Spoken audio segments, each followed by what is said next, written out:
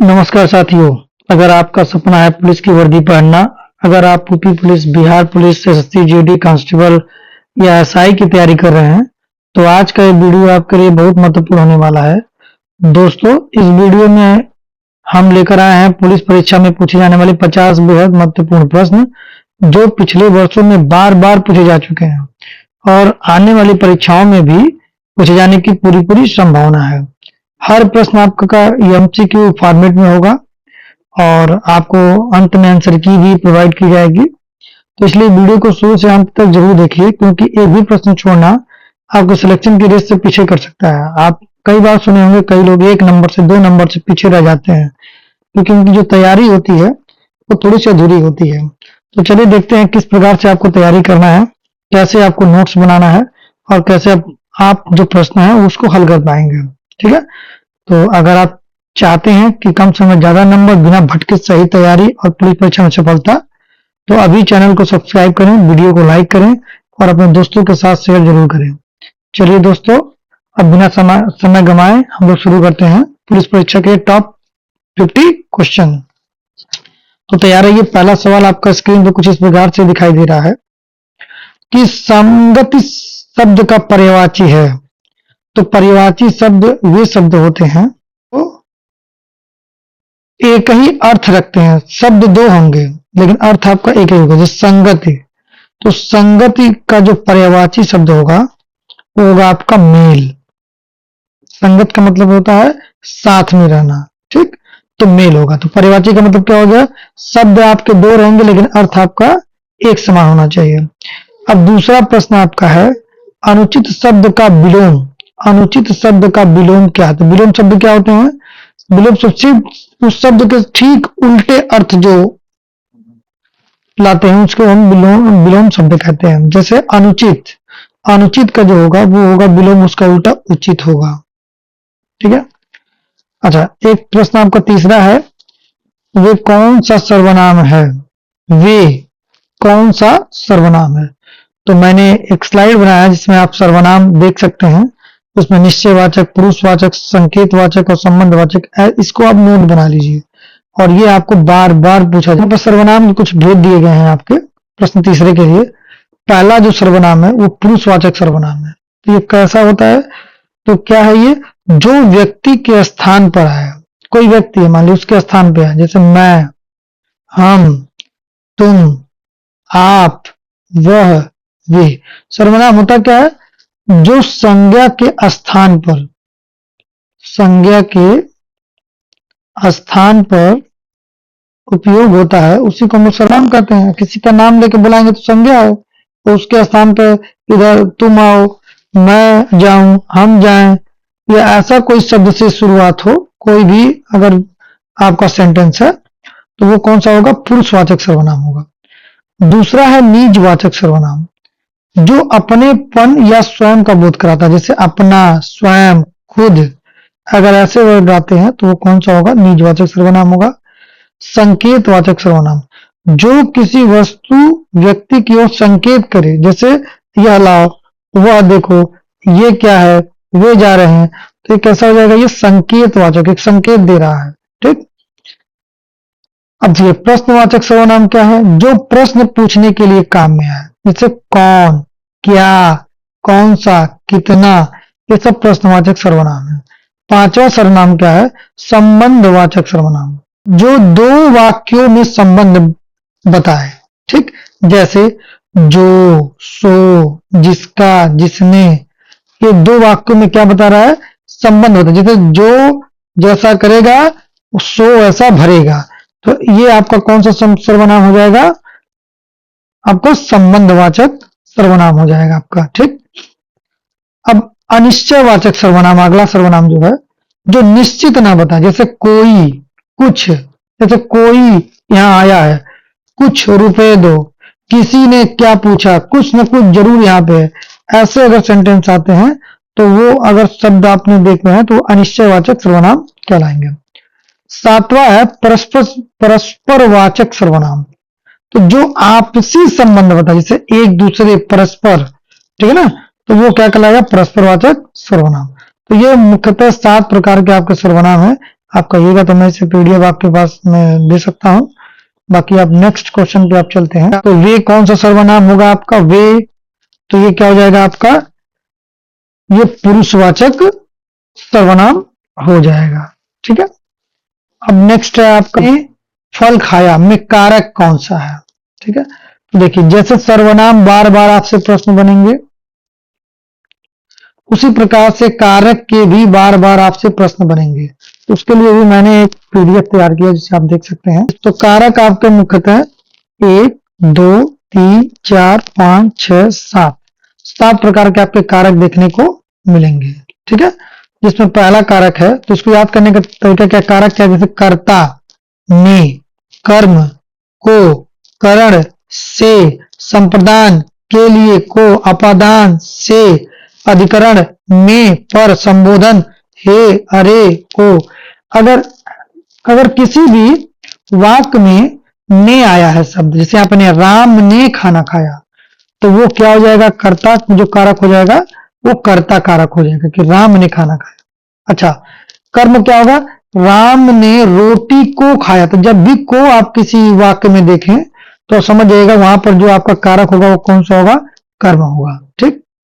अच्छा, नेक्स्ट है आपका चाकू से काटा। से, यहां पर देखिए से आया, जब भी से आया तो वहां पर कौन सा आपका कारक होगा? तो करण कारक होगा। अच्छा, जहां कहीं भी के लिए आए, जैसे गरीबों के लिए, अपनों के लिए, उसके लिए, अगर ऐसे कोई वाक्य आते हैं तो वहां पर क्या होगा? आपका संप्रदान होगा। ठीक।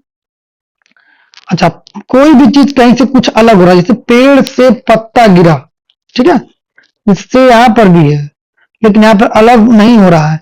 यहां पर से है लेकिन यहां पेड़ से कोई भी चीज अगर अलग हो रहा है, पेड़ से पत्ता गिरा, तो वहां पर क्या होगा? अपदान होगा। अब देखिए, घर में बैठा, तो यहां पर क्या होगा? अधिकरण होगा। घर में अगर में आएगा तो अधिकरण। अब यहां पर संबोधन क्या होगा? किसी भी वाक्य में अगर हे आए, हे राम, ठीक है, इस तरह का अगर कोई वाक्य, हे, अरे, ओ, ये सब अगर आपके शब्द दिखाई दे रहे हैं तो कौन सा कारण होगा? वो संबोधन कारण होगा। तो आप देख पा रहे हैं यहाँ पर तो 7 प्रकार के आपके कारक हैं और ये बार बार एग्जाम में पूछे जाते हैं। पुस्तकें शब्द में कौन सा वचन है? तो देखिए, अगर सिंपली आपका लिखा होता पुस्तक तो ये एक वचन है, मतलब किसी एक की बात हो रही है। अब पुस्तकें, पुस्तकें का मतलब बहुवचन, बहुत सारी पुस्तकें, तो यहाँ पर एक वचन नहीं होगा, यहाँ पे क्या होगा? बहुवचन होगा। ठीक है, सॉरी, द्विवचन नहीं, बहुवचन। सी ऑप्शन सही होगा। अब आपका नेक्स्ट है सामान्य ज्ञान से भी कुछ प्रश्न आपके पूछे जाएंगे। तो सामान्य ज्ञान के प्रश्न कुछ इस प्रकार से आपके जो दिए गए हैं मैं आपको पढ़ के बताता हूं। तो पहला है आपका कि भारतीय संविधान लागू हुआ था। तो भारतीय संविधान लागू कब हुआ था? तो वो हुआ था 26 जनवरी 1950 और इसी दिन हम लोग गणतंत्र दिवस के रूप में मनाते हैं। ठीक है। 15 अगस्त 1947 को हमारा देश आजाद हुआ था, इसको हम लोग स्वतंत्र दिवस के रूप में मनाते हैं। 26 नवंबर 1949 को हमारा संविधान बनकर तैयार हुआ था, इसको हम लोग संविधान दिवस के नाम से मनाते हैं। 2 अक्टूबर 1950, अच्छा 2 अक्टूबर क्यों खास है?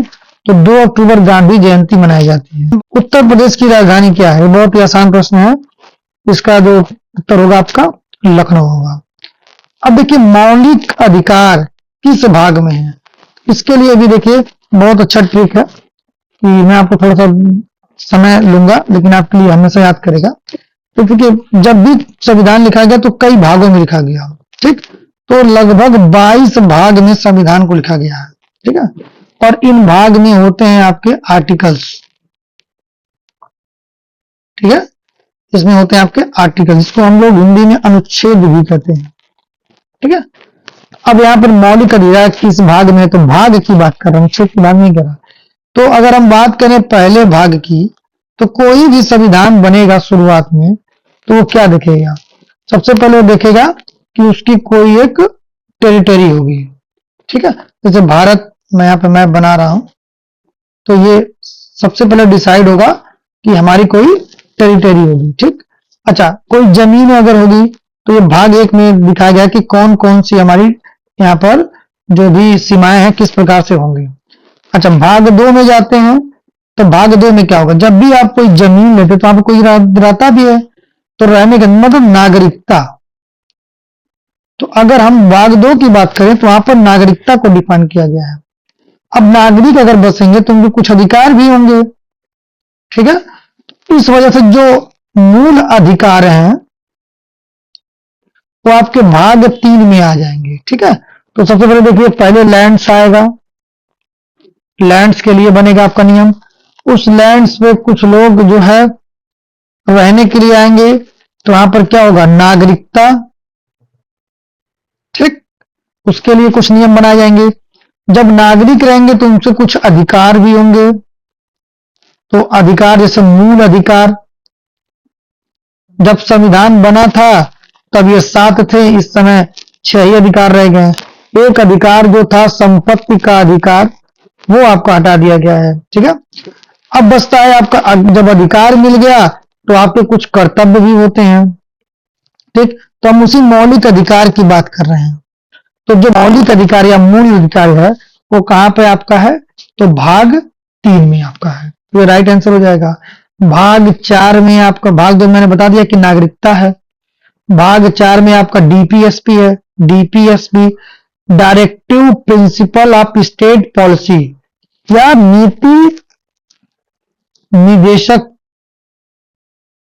तत्व भी से कहते हैं, किसी भी राज्य के नीति निदेशक तत्व। इसमें क्या होता है, इसमें आपका जो है, जो भी आपके नेता जो चुन के आते हैं उनके कुछ कर्तव्य होते हैं, जैसे मूल सुविधाएं किसी भी नागरिक को जो मिलनी चाहिए उसके बारे में लिखा हो जाता है। लेकिन ये इनके लिए कोई जवाबदेही नहीं होती है कि हाँ ये इस चीज को कर रहे हैं कि नहीं कर रहे हैं। जैसे बिजली हो गया, पानी हो गया, स्वास्थ्य हो गया, ठीक। तो ये सब मूल सुविधाएं हैं कुछ जो एक नागरिक को चाहिए ही चाहिए। इसके लिए आपका भाग 4 में बनाया गया है, directive principle of state policy. अब हम भाग 5 की बात करते हैं, तो आप कमेंट में बताइएगा कि भाग 5 में क्या लिखा गया है आपका, ठीक है। चलिए नेक्स्ट क्वेश्चन है, भारत का राष्ट्रीय पशु है। तो भारत का राष्ट्रीय पशु क्या है, शेर है कि बाघ है, हाथी है कि घोड़ा है, ठीक। तो मैं आपको यहाँ पे कमेंट में लिखने को देता हूँ कि घोड़ा तो हाथी नहीं है। अब बताइए शेर है कि बाघ है, ठीक। इसको कमेंट में लिखिएगा। तो बहुत आसान प्रश्न है। अब लोकसभा का कार्यकाल होता है, तो देखिए भैया, लोकसभा का जो कार्यकाल होता है वो होता है आपका 5 वर्ष, ठीक है। ये 5 वर्ष से कम भी हो सकता है, ठीक। देखिए सभाएं कितनी होगी, 2 होंगी। एक होगा आपका लोकसभा और एक होगा आपका राज्यसभा, ठीक है। तो लोकसभा को हम लोग लोअर हाउस कहते हैं, निम्न सदन कहते हैं, और इसको आपका उच्च सदन कहते हैं, अपर हाउस, उच्च सदन, ठीक है।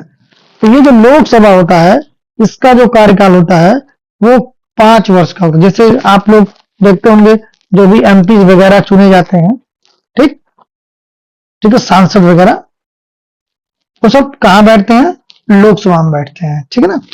अब बात करते हैं राज्यसभा की। तो राज्यसभा जो होता है, ध्यान दीजिएगा, ये यहां से भी प्रश्न बनता है, ये तीनों प्रश्न बनते हैं कि यह अस्थायी सदन होता है। कैसा होता है, उच्च सदन है, दूसरा अस्थायी सदन। अस्थायी का मतलब ये कभी भंग नहीं होता है।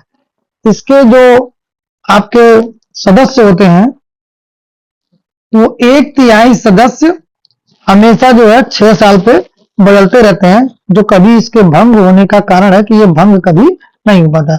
लोकसभा में ऐसा नहीं है। अगर किसी भी पार्टी के पास पूर्ण बहुमत अगर नहीं है, मेजोरिटी में नहीं है, तो ये कभी भी भंग हो सकता है। जैसे इस समय जो सरकार बनी है बीजेपी की गवर्नमेंट, वो लगभग 240 वगैरह वोट पाई है, जबकि पूर्ण बहुमत के लिए 270 या 72 का आंकड़ा पार करना होता है। तो अब ये जो सरकार चल रही है वो कहीं ना कहीं किसी न किसी के समर्थन की सरकार चल रही है। ये सरकार कभी भी गिर सकती है। इसी वजह से लोकसभा जो होता है आपका वो अस्थायी सदन भी होता है। तो कभी कभी प्रश्न पूछता है कि अस्थायी सदन क्या है, अस्थायी सदन क्या है, निम्न सदन कौन सा है, उच्च सदन क्या है, ठीक। तो इसको आप लोग याद कर लीजिएगा, ऐसे प्रश्न इससे बहुत ज्यादा प्रश्न इससे बनते हैं। अब आते हैं आपका इतिहास भूगोल पे। तो देखिए जंतर मंतर का निर्माण किसने कराया था? तो ये कराया था सवाई जयसिंह द्वितीय ने। ठीक है। भारत का सबसे बड़ा राज्य क्षेत्रफल की दृष्टि से कौन है? तो वो है आपका राजस्थान। ठीक है। मानव शरीर का सबसे बड़ा अंग कौन सा है? हृदय है कि आपका यकृत है कि आपका त्वचा है कि आपका फेफड़ा है? ठीक, तो ये आप लोग बताइए।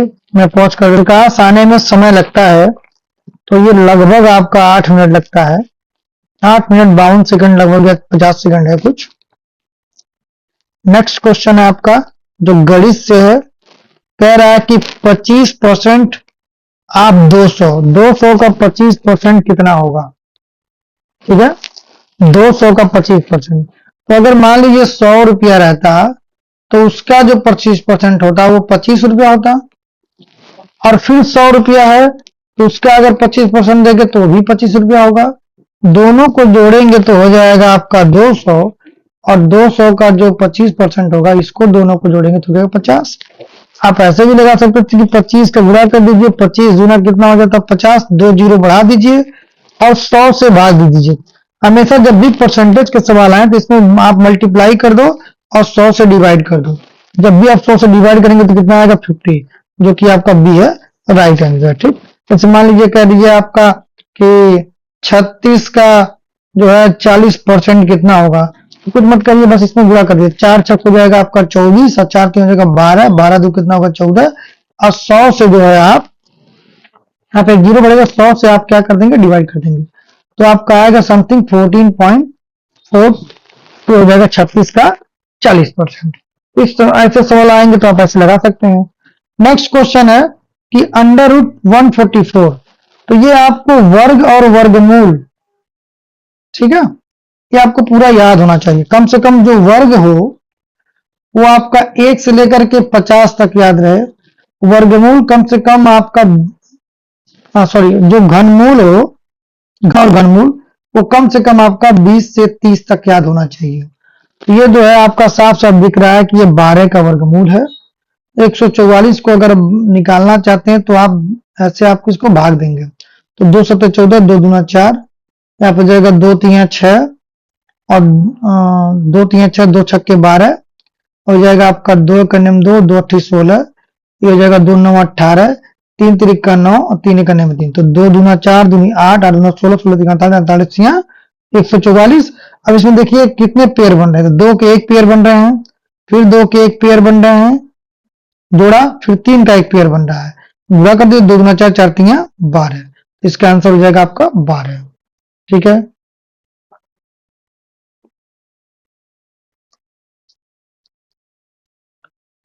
नेक्स्ट क्वेश्चन है आपका 15 में 8 का गुणा करना है तो 15/120। हालांकि इतने आसान प्रश्न नहीं आएंगे। अब आपका नेक्स्ट है आपका कि 1/4 80 का 1/4 भाग कितना होगा? मतलब सिर्फ सब की 80 को 4 भागों में बांटे, का मतलब तो गुणा, तो 80 गुणे में 1 हो जाएगा 4, और ये जाएगा 4 दूना 8, 4 दूना 0, तो जाएगा आपका 20। ये सवाल आते हैं, ये मत सोचिएगा कि इतने आसान सवाल है, ये सवाल आते रहते हैं और ये मेरिट को डिसाइड करते हैं। अब है आपका कि 100 में से 37 घटाया जाए, तो ये तो ऐसे सवाल नहीं आएंगे, लेकिन आप अगर 100 में से 37 घटाएं तो उसको कम समय में कैसे घटाएंगे ये आपको सोचना चाहिए। जैसे 100 में से आप 40 घटा दो तो कितना आएगा आपका? 60 आएगा। आपने 3 अधिक घटा दिया, 3 इसमें जोड़ दो तो कितना हो जाएगा आपका? 63। ऐसे सवाल को इस तरह से आप हल कर रहे हैं। अब है आपका रीजनिंग, कह रहा 2 के बाद आपका 4 आ रहा है, 4 के बाद 6, 6 के बाद 8। देखिए प्रश्न मैंने बहुत ही सिंपल रखे हैं शुरुआत में, अगर आप वीडियो में बने रहेंगे तो आपके और भी अच्छे अच्छे प्रश्न मिलते रहेंगे। तो 8 के बाद क्या आएगा? तो यहाँ पे देखिए सब में 2 2 जुड़ रहा है, तो 8 के बाद क्या आएगा? 10 ही आएगा। अब देखिए कह रहा है कि विषम चुनिए, मतलब भिन्न जो है, 2 है, 3 है, 5 है, 9 है। तो जो आप शुरुआत के जो 3 ऑप्शन देख रहे हैं ये सभी जो हैं अभाज्य संख्याएं हैं। ठीक है, तो आपको कहीं ना कहीं जो नंबर सिस्टम है, नंबर सिस्टम वो तैयार होना बहुत ही जरूरी है।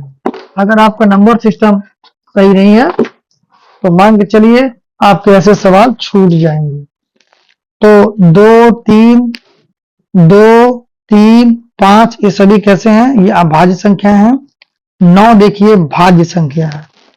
तो देखिए भाज्य संख्या भाज्य संख्या क्या होती है? कोई भी ऐसी संख्या जिसके केवल 2 ही गुणनखंड, जैसे 2 के एक तो 1 है और एक 2 है, 3 के 1 है और 3 है, 1 का केवल एक गुणनखंड है, 4 का आपका 1 है, 2 है और 4 है। अब यहाँ पर ध्यान दीजिए कि इन दोनों के 2 केवल फैक्टर्स हैं और 4 के हो जा रहे हैं 3 फैक्टर। ऐसे ही 9 के 1 होगा, 3 होगा, 1 भी होगा, 3 भी होगा और 9 भी होगा। तो अब देख पा रहे हैं 3 है। तो जब भी किसी संख्या के 3 से अधिक फैक्टर हो तो वो आपकी भाज्य संख्या कहलाती है। एक आपका ना ही भाज्य है ना ही अभाज्य है, ठीक है। तो यहाँ पर एक जो है विशेष, तो भाज्य संख्याएं स्टार्ट कहां से होंगी? 4 से, ठीक है ना। एक कुछ भी नहीं, तो भाज्य है ना ही अभाज्य है। तो आप समझ पा रहे होंगे, तो 9 इसमें राइट आंसर हो जाएगा आपका। अब है आपका, अगर a की वैल्यू 1 है, b की वैल्यू 2 है, तो z की वैल्यू क्या होगी? z की वैल्यू 26 होगी। a पहले स्थान पे है, b दूसरे स्थान पे, तो z सबसे अंतिम में होगा। तो मैंने कहा था ना, वो आप बना लीजिएगा एक सीरीज, तो आपको पता चलता रहेगा। घड़ी अगर समय बताती है तो थर्मामीटर क्या बताएगा? थर्मामीटर तापमान बताएगा। ये आपका इस तरह से है। अब आते हैं सामान्य विज्ञान के कुछ प्रश्नों पे। तो सामान्य विज्ञान पे जो पहला प्रश्न है, ध्वनि किसमें नहीं चलती है? तो ध्वनि किसमें नहीं चलती है? देखिए ठोस में भी चलती है, जैसे लोहा है तो भी ध्वनि चलेगी। आप एक जगह मारते हैं तो दूसरी जगह सुनाई देता है। तरल में भी ध्वनियां चलती हैं, गैस में भी चलती हैं, लेकिन ध्वनि निर्वात में नहीं चल सकती, क्योंकि ध्वनि को चलने के लिए कहीं ना कहीं कण की आवश्यकता होती है और निर्वात में कोई भी कण नहीं पाया जाता है। इस कारण निर्वात में ध्वनि नहीं चल पाएगी। नेक्स्ट क्वेश्चन है, प्रकाश संश्लेषण होता है किसमें होता है? जड़ में होता है या आपका तने में होता है, पत्ती में होता है कि फल में होता है? तो आपको पता है कि कोई भी अगर पौधा है तो प्रकाश संश्लेषण कहां से करता है? वो आपका पत्तियों से करता है। कहां से करता है? वो पत्तियों से करता है। तो इसका राइट आंसर हो गया पत्ती से। मानव रक्त का रंग होता है, तो ये तो जानते ही आप लोग, लाल रंग का होता है। पृथ्वी सूर्य के चारों ओर क्या करती है? पृथ्वी जो है सूर्य के घूमती है, स्थिर रहती है, सीधी रहती है, ऊपर उठती है, तो घूमती है। चारों ओर क्या करती है? घूमती है। अब देखिए ऐसा भी प्रश्न आते हैं जो बहुत इंपॉर्टेंट है कि विटामिन सी की कमी से क्या होता है? तो विटामिन ए, बी, सी, इसके लिए आपको एक नोट्स बना लेना है। मैं बार बार कह रहा हूं, जो भी चीजें कर रहा हूं ध्यान से सुनिएगा। मैं आपको एक नोट्स में दिखा दे रहा हूं, इससे जब बहुत सारे प्रश्न आपके पूछते रहेंगे। अब देखिए जैसे विटामिन की कमी, जैसे आपका पहला है विटामिन ए, तो ये आपका जो मैं दिखा रहा हूं ये है आपका विटामिन ए। विटामिन ए की कमी से क्या होता है? रतौंधी होता है। एकदम याद कर लीजिए, कई बार प्रश्न पूछता है। अच्छा, इसको इस डिफिशियंसी को दूर कैसे करेंगे? तो गाजर खाइए, पपीता खाइए, हरी सब्जी खाइए, दूध पीजिए, तो ये विटामिन की कमी हो सकती है, एक दूर हो सकती है। अच्छा, विटामिन बी 1 जिसको थायमीन भी बोलते हैं, इससे बेरी बेरी रोग होता है, ठीक। अच्छा, विटामिन बी 2 जिसको राइबोफ्लेविन बोलते हैं, इसमें होठ का फटना, जीभ का लाल होना, इसके कारण होता है आपका। ये कैसे दूर होगा? तो ये दूध, अंडा, हरी सब्जी खाने से दूर होगा। अच्छा, विटामिन बी 3 जिसको नायसिन भी बोलते हैं, बहुत कम पूछता है, जिससे कमी से क्या होता है? पेलाग्रा रोग होता है, जिसमें मूंगफली, मांस और मछली खाने से इसको दूर होता है। विटामिन बी 6 इसकी कमी से एनीमिया, त्वचा रोग, ज्यादातर महिलाओं में ये रोग पाया जाता है। स्रोत क्या है? तो केला खाएं, अनाज खाएं, दालें खाएं।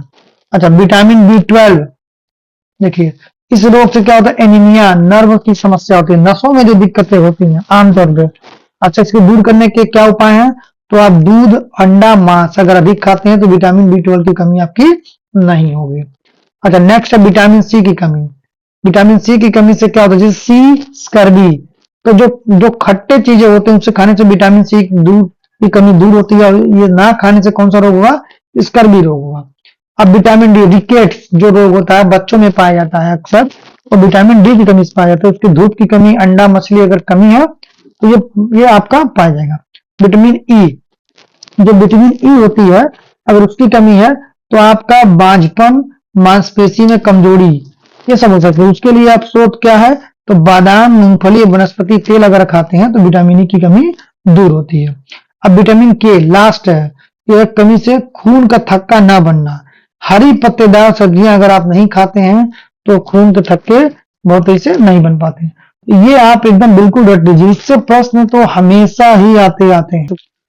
तो विटामिन सी की कमी से क्या होती है, सी मैंने कहा स्कर्वी, स्कर्वी होती है आपकी। नेक्स्ट है आपका जो करंट अफेयर से हैं, प्रीवियस ट्रेंड बहुत पहले पूछे भी जा चुके हैं, तो ये अभी ये नहीं पूछेंगे, लेकिन इस टाइप के प्रश्न बनते हैं। वो आप ये अंदाजा लगाइए कि उस समय क्या प्रश्न, जैसे भारत के वर्तमान राष्ट्रपति तो इस समय कौन है, तो द्रौपदी मुर्मू जी हैं। G20 की बैठक कहाँ पे हुई थी, तो उस समय की बात है, तो कहाँ पे हुई थी आपको बताना है। संविधान दिवस कब मनाया जाता है, तो मैंने अभी जस्ट बताया था कि 26 नवंबर को संविधान दिवस मनाया जाता है, क्योंकि उसी दिन हमारा संविधान बनकर तैयार हुआ था।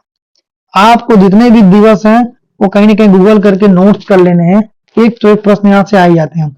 26 जनवरी गणतंत्र दिवस है, 15 अगस्त आपका स्वतंत्र दिवस है, 2 अक्टूबर गांधी जयंती। मेक इन इंडिया किससे संबंधित है, तो ये है आपका उद्योग से, ठीक है।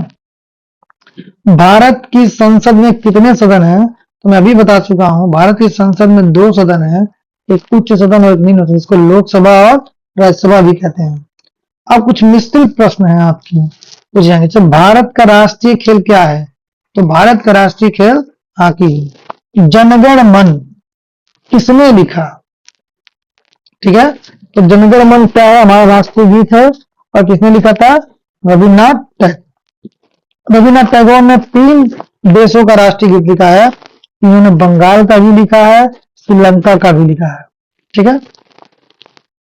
10 का 10%, मैंने भी बताया जब भी का वाले प्रश्न आते हैं तो आप कैसे हल करेंगे।